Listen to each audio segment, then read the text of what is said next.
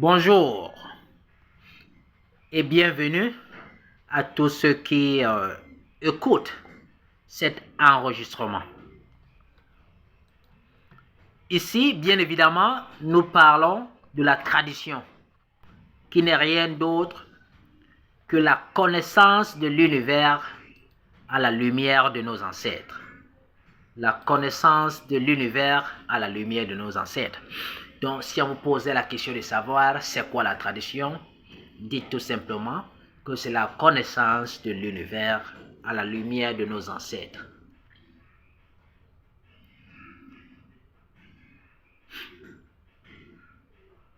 Le mot tradition est vague.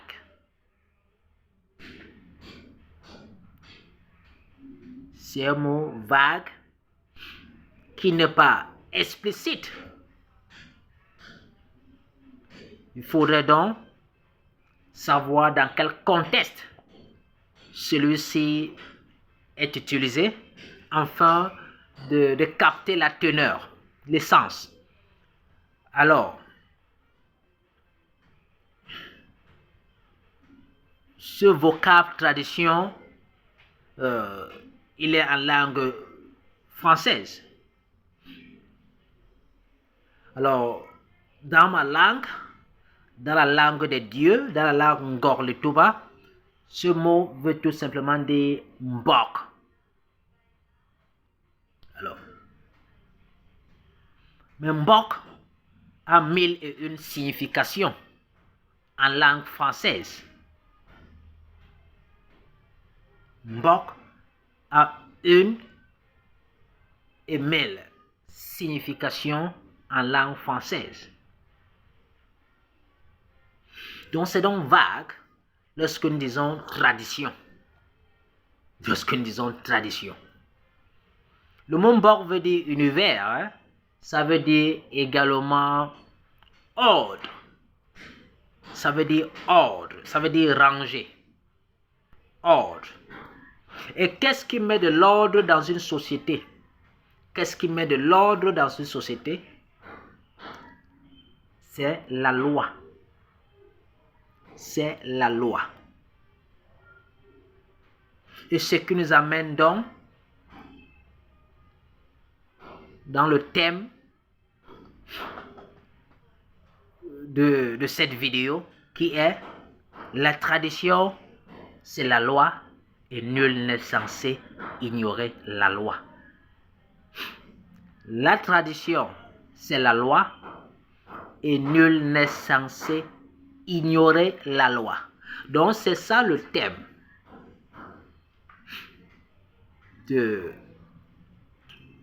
d'aujourd'hui, le thème de cette vidéo.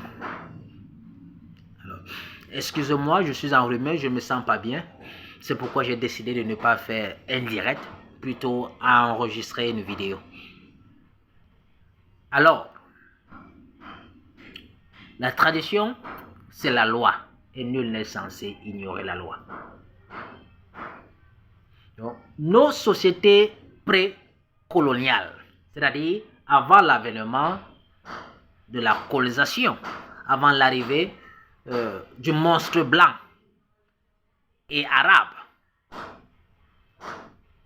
nos sociétés n'étaient pas des sociétés désordonnées, c'était des sociétés ordonnées, car elles étaient régies par la loi, une loi fondamentale, qui est la tradition, qui est mbok,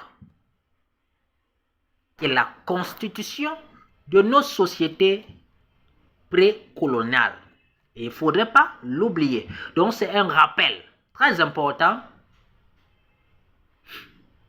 à tous ceux qui pensent qui ne sont pas soumis à cette loi fondamentale de nos sociétés précoloniales. Et l'objectif ici, c'est de vous rappeler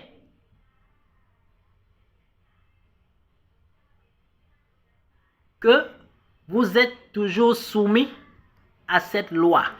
Alors détrompez-vous.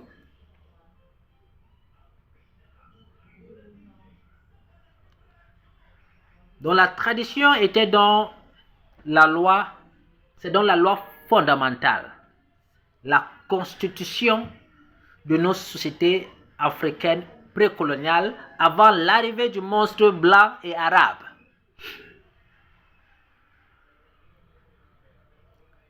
Alors, maintenant, avec l'avènement des monstres que j'ai bien cités, que je viens de citer, avec l'avènement du monstre blanc, on s'est retrouvé dans des États-nations. On s'est retrouvé dans des États-nations où la loi africaine, la loi des sociétés précoloniales africaines ne régit plus. Cette loi ne prime plus, mais cela ne veut pas dire que nous ne sommes plus soumis à cette loi, à la tradition.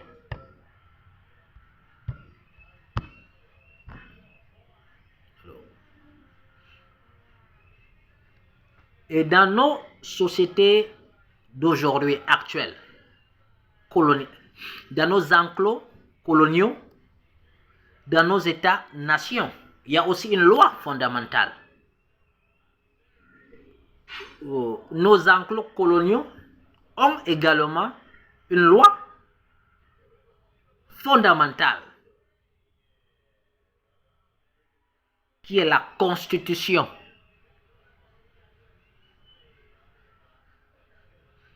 Alors la Constitution de nos pays d'aujourd'hui,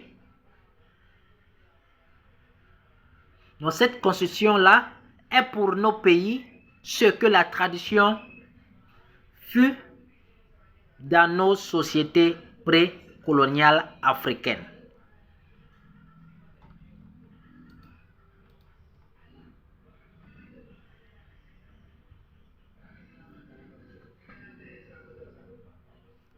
Et vous en convenez avec moi, vous êtes bien d'accord que vous êtes soumis. Nous sommes tous soumis à la Constitution, à la loi fondamentale de nos États. Et que nul n'est censé ignorer la loi. Nul n'est censé ignorer la loi.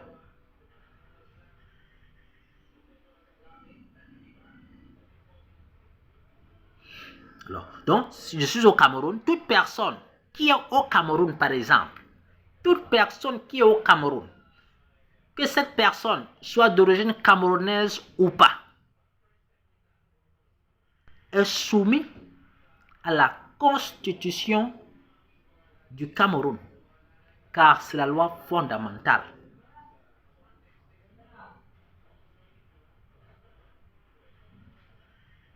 Et toute personne étant au Cameroun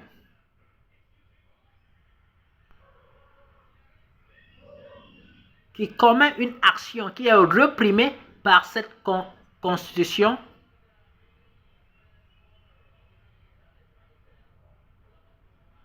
fait face à la loi.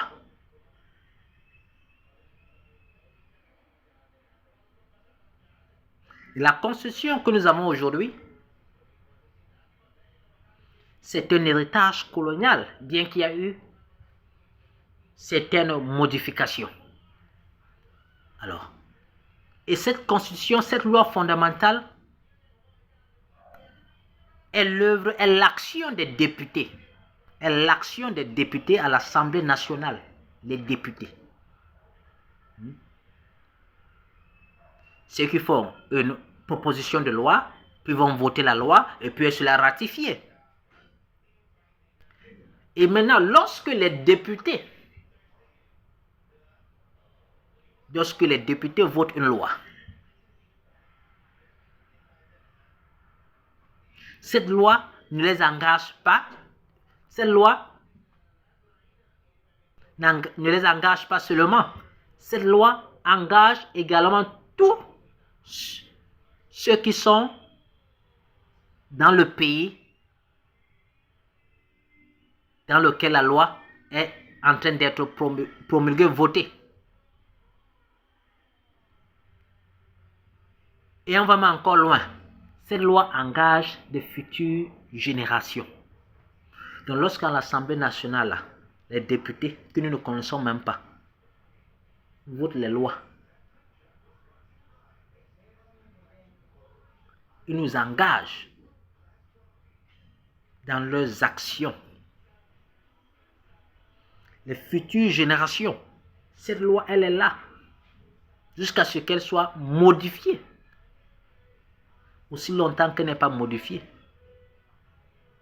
toute personne étant sur ce territoire-là est soumise à cette loi. Elle est soumise à cette loi.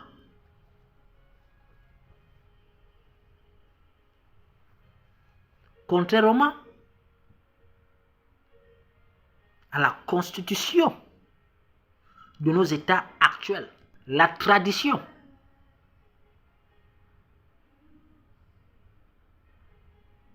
elle a aussi une dimension spirituelle.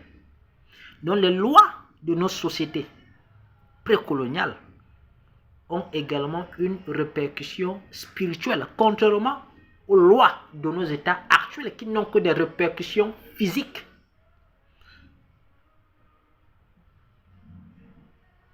Qui ne vont que mettre en péril votre intégrité physique.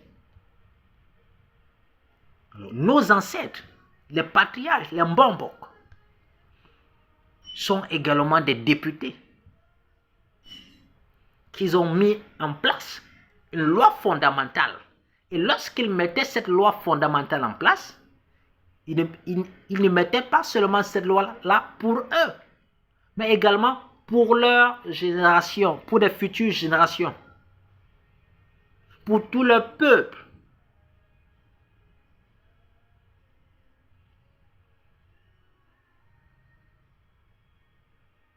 Donc nous sommes soumis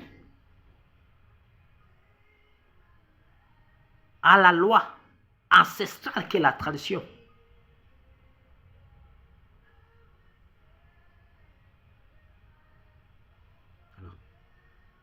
Pourquoi pensez-vous que vous êtes soumis à la constitution de vos pays, mais vous n'êtes pas soumis à la constitution de vos sociétés précoloniales?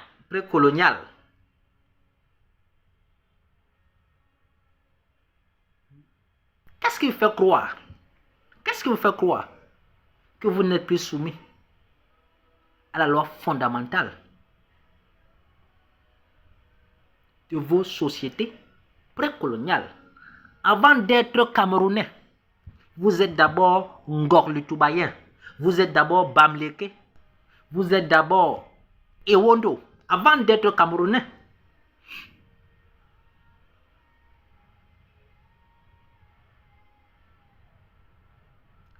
Qu'est-ce qui vous fait donc croire que vous êtes soumis à la loi fondamentale du Cameroun, mais que vous n'êtes pas soumis à la loi fondamentale de vos tribus, de vos groupes ethniques? Qu'est-ce qui vous fait croire que parce que vous appartenez à une certaine obédience spirituelle, soit-elle, que vous n'êtes plus soumis à la loi fondamentale de vos groupes ethniques? Qu'est-ce qui vous fait croire? C'est comme si vous commettez un crime au Cameroun. C'est comme si vous commettez un crime au Cameroun, vous violez la constitution du Cameroun et vous pensez que un autre État viendra vous aider à vous échapper du crime que vous avez commis au Cameroun.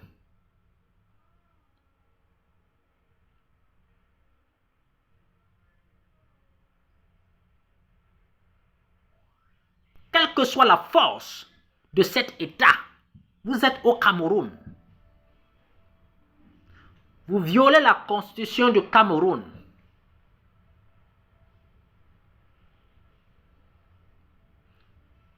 vous faites face à la loi. Aucun État, puissant soit-il, peut vous amener à éviter la loi, sauf si les dirigeants de ce pays décident de vous pardonner.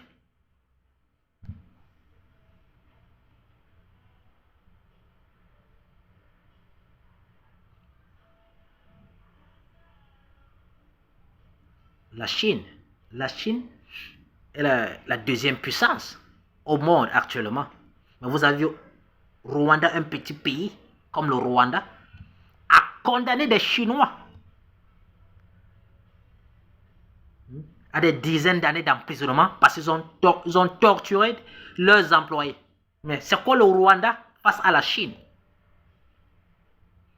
Ils étaient au Rwanda, ils ont violé la constitution rwandaise. Alors, ils doivent faire face à la loi. Vous avez vu au Botswana, où on a emprisonné un Britannique parce qu'il a violé la constitution du Botswana. Actuellement, je suis aux Philippines. Un soldat américain a fait plus de 15 ans de prison dans ce pays-ci. Un soldat américain, parce qu'il a tué un Philippin. Ce soldat ne savait pas qu'en fait, le Philippin là, c'était une personne transsexuelle. Il pensait coucher, le soldat américain pensait coucher avec une femme. Et lorsqu'il s'est rendu compte que, en fait, c'était un homme, il a tiré sur le Philippin. Alors, le gouvernement philippin a décidé de l'emprisonner. Il a fait face à la loi. C'est après 15 ans de prison ferme que le dernier président qui vient de quitter le pouvoir a décidé de le pardonner. Il en va de même pour nos traditions. Ce sont les lois fondamentales. Lorsque vous les violez, vous faites face à la loi. Qu'est-ce que vous fait croire? Parce que vous appartenez à une certaine obédience. Qu'est-ce qui vous fait croire que le sang de Jésus, qu'est-ce qui vous fait croire que le sang de Jésus va vous délivrer de votre tradition? Nos ancêtres, nos patriarches, nos bonbons, ce sont les députés qui ont voté, qui ont mis sur pied cette constitution que nous appelons tradition. Et en la mettant sur pied, ils ont engagé leur future génération.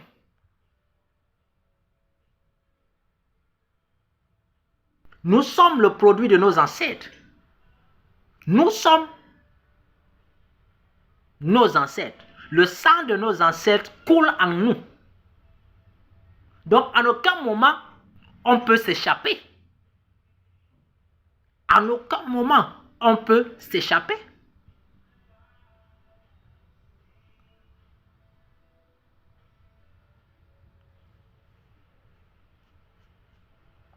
Qu'est-ce qui vous fait croire que le sang de Jésus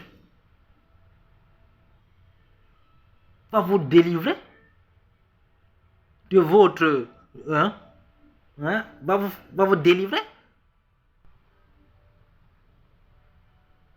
La Bible, c'est la loi. C'est la loi de notre pays. La Torah qui n'est tout simplement l'Ancien Testament. Ça, c'est la loi fondamentale de notre pays, en Israël. Vous n'êtes pas soumis. Vous n'êtes pas soumis à cette loi. C'est même pourquoi ils disent le Dieu d'Israël. Le Dieu d'Israël. Donc vous n'êtes pas soumis à cette loi. Mais vous êtes là-dedans. C'est comme si dire que vous êtes au Cameroun et vous respectez la loi américaine. Et cette loi américaine, alors je prends un exemple très simple. Je pense qu'aux États-Unis, l'homosexualité est reconnue par la loi. C'est légal. Mais au Cameroun, l'homosexualité n'est pas légale. C'est un crime. Donc c'est comme si vous êtes au Cameroun et vous pratiquez l'homosexualité parce que vous suivez la constitution américaine. Parce que vous respectez la constitution américaine. Ça a quel sens? Alors vous commettez ce crime au Cameroun, vous faites face à la loi. Vous commettez ce crime au Cameroun, vous faites face à la loi.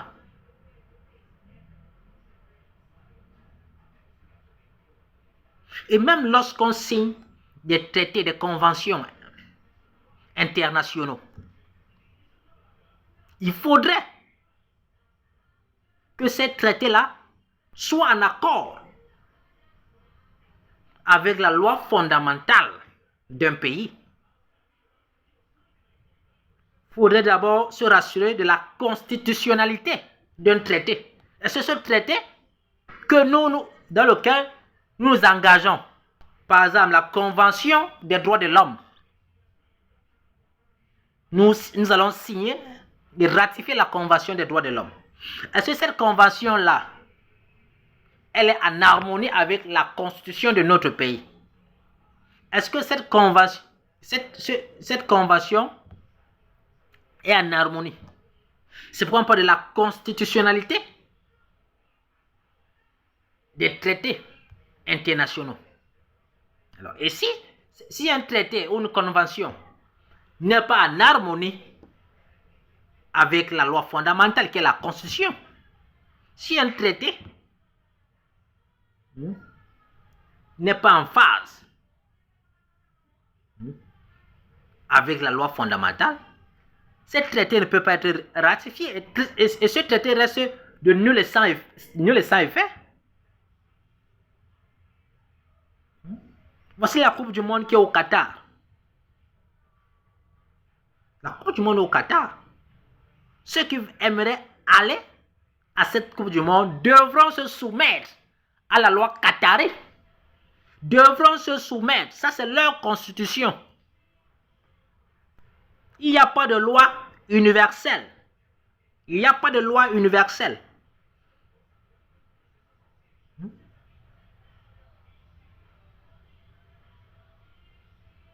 Même les lois scientifiques ne sont pas universelles. Par exemple, la force de l'apesanteur. À une certaine altitude, l'apesanteur, il y a plus la force de présenteur. Donc, ça veut dire donc quoi? Donc, même les lois scientifiques. C'est pourquoi il y a un domaine de définition. C'est pourquoi il y a un domaine de définition. Lorsqu'on vous donne une équation en école, on vous dit cette équation vraie si et seulement si X appartient à ce domaine de définition. Donc, vous allez au Qatar pour cette Coupe du Monde, vous devrez vous soumettre à leurs lois. Aussi longtemps que le sang de vos ancêtres coule dans vos veines. C'est ça votre domaine de définition. C'est ça votre domaine de définition. Aussi longtemps que le sang de vos ancêtres coule dans vos veines, vous êtes soumis à la tradition, sur des plans spirituels, sur des plans cosmiques. Et vous allez à l'encontre de cette tradition-là, vous subissez les conséquences. Il n'y a pas de sang de Jésus qui va venir vous délivrer ici. Il n'y a pas de Bouddha qui va venir vous délivrer ici. Il n'y a pas de Krishna. Aussi longtemps que le sang de vos ancêtres. La preuve en est, lorsque tu vas au village, on te dit présente-toi, Tamla. Ça veut dire que tu vas donner ton nom. Quand tu donnes ton nom, tu commences à donner ton nom en invoquant même le nom de tes ancêtres. Parce que aujourd'hui, avec ce système colonial, nous avons les actes de naissance où tu ne peux même pas écrire tout ton nom. Quand j'ai l'acte de naissance, quand j'écris Masoki, Mama Soki, je ne peux plus continuer. Et Et les gens, et c'est pas tout mon nom. Tout mon nom, c'est pas Masoki Mamasoki. Mais parce que l'acte de naissance est limité, je ne peux pas écrire tout mon nom. Je dois continuer. Ainsi de suite. Ça veut dire donc quoi?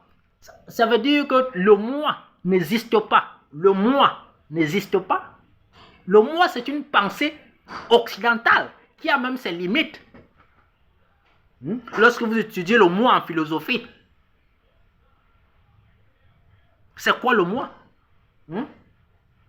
Descartes qui vous disait je pense donc je suis, ça n'a pas de sens. Non. Du simple fait que nous portons notre nom comprend aussi le nom de nos ancêtres. C'est ça notre nom. Ton nom comprend aussi le nom de tes ancêtres. Ça veut dire que toi là, indépendamment, tu n'existes pas. Donc si tu penses que tu es un singleton et que tu peux te soustraire à la loi fondamentale de ton groupe ethnique, que tu peux te soustraire. Vous trahissez. Je prends un exemple très simple. C'est que peu de gens ont compris ce qui s'est passé. D'abord, je vais dire perd son âme. Perd son âme, le journaliste camerounais qui était c'était Mevengue. Il allait au deuil au Cameroun. Parce qu'il a fait beaucoup d'années en France. Il pensait qu'il n'était plus bêtise. Donc il va aller au deuil et il va dire certaines choses. Il va dire certaines choses devant les gens. Il va dire certaines choses parce qu'il pense qu'il est en France. Pendant plusieurs années, qu'il n'est plus bêtise, il n'est plus soumis à la loi ancestrale. Et au deuil, il va dire beaucoup de choses. Moi, j'ai suivi la vidéo. Moi, je suis que bon. Si ce gars n'est pas préparé, ça va bien se terminer pour lui. Et on lui a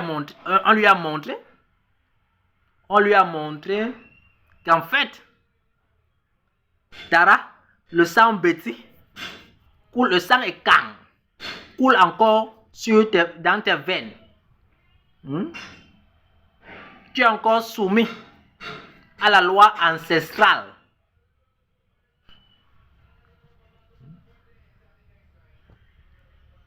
Pour ceux qui ne le savent pas, je suis natif d'un village au Cameroun qui s'appelle Ndombok. C'est dans ce village où se trouve le barrage hydroélectrique de Sonlolo.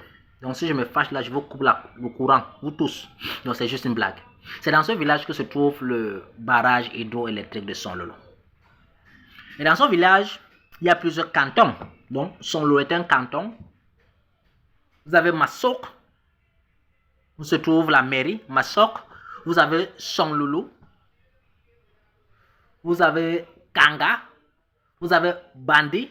Vous avez Tormel. Vous avez Lokbahou.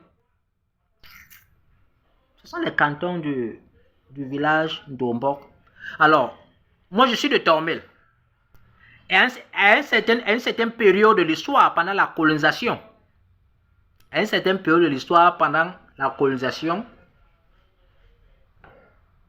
il y avait un chef à Tormel qui était très puissant.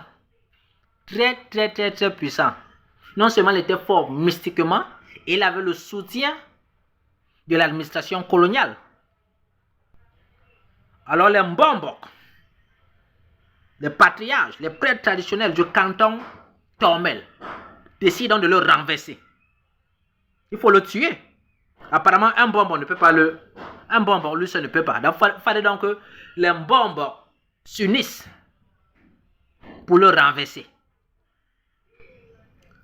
Alors, dans ce cas, les Mbombo, il faudrait donc unir certaines familles. Il faudrait donc unir certaines familles du canton Tormel pour former une seule famille. Donc, en unissant ces familles-là, ça devient une seule famille. Et les Mbombo vont s'unir en force. Alors, les Mbombo ont fait des rites. On a appelé les filles vierges. On a enterré certaines choses. Les Mbombo se sont unis. Toutes ces familles-là se sont unies à une seule famille qu'on a appelée Tipak. Tipak en français qui veut dire l'union. Étant donné maintenant que vous êtes une seule famille, vous ne pouvez plus vous marier entre vous. Voici une nouvelle loi qui est sortie maintenant. Vous ne pouvez plus vous marier. Alors qu'avant, ces familles pouvaient se marier. Maintenant, vous ne pouvez plus vous marier. Vous devenez une seule famille. Et c'est une loi qui a été signée, ratifiée. Alors, les gens qui s'amusent commettent. Les gens qui s'amusent à sortir entre eux, alors, ils commettent un crime qui est l'inceste. Il y a des répercussions dans leur vie. Il y a des répercussions.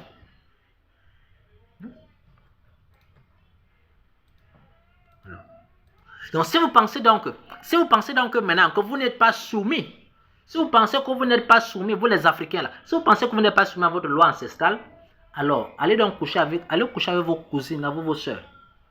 Si votre tradition réprimande cela, vous allez subir les conséquences. Et cependant, il y a donc certaines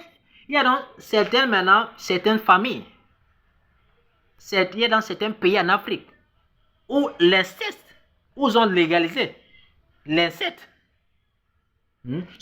Les familles qui se sont islamisées, ils ont fait comment? Ils ont accepté l'inceste parce que leurs ancêtres ont accepté ça comme loi. Ils ne sont plus soumis. Mais dans les pays, dans les tribus où l'inceste, dans les cultures où l'inceste est un crime, vous faites l'inceste, vous-même vous allez voir les conséquences dans vos vies. Il y a des choses qui nous arrivent tout simplement parce que nos parents ont fait certaines choses, ils se sont engagés dans certaines choses qui est à l'encontre de la tradition. Ce sont des malédictions générationnelles. Le sang de Jésus ne peut pas briser ça, il faudra retourner là-bas. Nous-mêmes, nous faisons certaines choses qui nous bloquent. Le sang de Jésus ne peut pas nettoyer ça, il faudra retourner. C'est ça. Aussi longtemps que ce sang-ci, le sang de nos ancêtres coule dans nos veines, nous sommes soumis à la loi fondamentale qui est le Mbok. Et avant de clôturer, je vais vous lire un extrait d'un de mes ouvrages. L'ouvrage s'intitule, il est en anglais, Bitek, He from whom death ran. En français, Bitek, celui dont la mort a fui. Alors, il est en anglais, donc j'ai traduit un extrait en français. Attendez, j'ouvre l'ordinateur.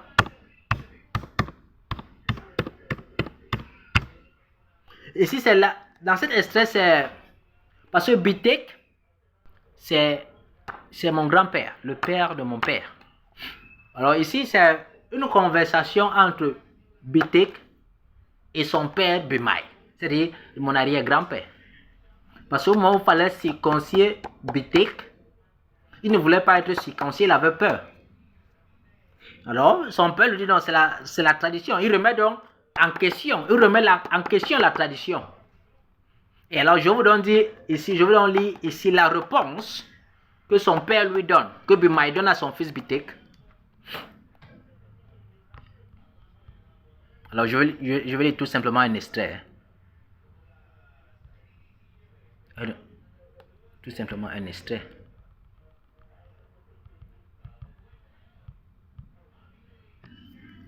Comme dans tout pays, la Constitution doit être respectée. Elle garantit le bien du peuple, que ce soit la prospérité, la paix et le développement. Comme partout ailleurs, c'est un crime de violer la Constitution. La Constitution engage ceux qui l'ont signée et ceux qui ne l'ont pas signée et engage les futures générations. Bien avant notre naissance, nos ancêtres nous ont engagés dans cette Constitution. En signant ce contrat social, ils se sont engagés eux-mêmes, leurs ancêtres, Ilolombi, nous-mêmes et nos descendants. Nous sommes parce que nos ancêtres furent. Nous sommes la continuité de nos ancêtres. Nous sommes nos ancêtres, dont c'est nous qui avons signé cette constitution. Notre malheur est que nous ne respectons pas nos engagements. Donc, c'était ça l'extrait. Je vais mettre un thème ici. Merci à tous ceux qui ont écouté. Je vous souhaite une excellente journée et portez-vous bien.